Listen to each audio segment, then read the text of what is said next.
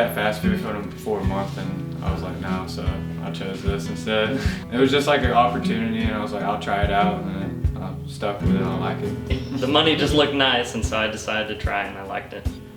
I mean, it shows you a whole new field of work, which I wouldn't have thought of before I ever came here. So, new opportunities. Yeah, same thing. I didn't know much about any of it, and now that's what I'm basing my life off of, is construction and electrical and stuff like that. Getting experienced help, like everybody in every industry, is a challenge for us. So if we can get them when they're young and explain to them that they have the opportunity to make a really good career, and not go into debt, $50,000, $100,000 with a 4-year degree, and there's nothing wrong with that. But I mean, some kids, they're just not cut out for schools or college or post high school. So it's just worked out real well for us. My belief is that the students are the future of the trade. So many students just don't know the opportunities that are out there for them. So what we want to try to do is give them that opportunity to at least come out and try it. And as a safety coordinator, I want to do my best at providing them as much information and training as possible. We'll bring them in, treat them just like a normal employee. We run them through an all-day training session from every topic, and make sure we keep it in depth. If they have questions, we make sure they ask plenty of questions. But we just believe that the students, they're our future. Jerry had came to the school because we were doing mock interviews at that high school, and I ended up choosing him to be the person who does it. And I just like learned from him. He just explained everything, how it would work and what we'd do. I've been at Miller Middle working in putting up lights, running pipe, and pulling wire and all that. I think it's like the surrounding and all the people, and then just being able to get my hands dirty and working. I think it's just interesting how everything works.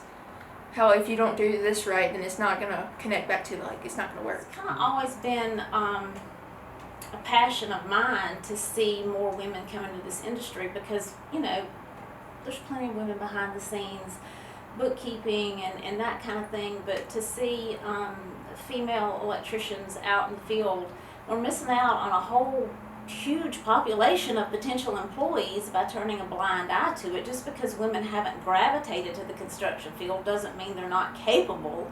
Some of them tried it and decided that they didn't like it, but that's with anybody else. I mean, it's not for everybody, just like college isn't for everybody. But we've been really, I think, successful in getting some of these girls involved, and have several that are on track to make a long-standing career out of it. And they bring a whole new dynamic, in my opinion, not only to the work, but to the job site in general, because women often think differently than men. That doesn't make it right or wrong in either sense. It just means it brings a different perspective, and that's good for problem solving, and then that's good for how you organize and how you take care of people. The students help us, and we can train them, and they pick up on things and learn things. And at the same time, we're giving them the training that they find a trade that they really enjoy, or it gives them some type of training that they can take home and use at home, or it's, hey, maybe this isn't for me, but at least they checked it off the box and they gave it a chance.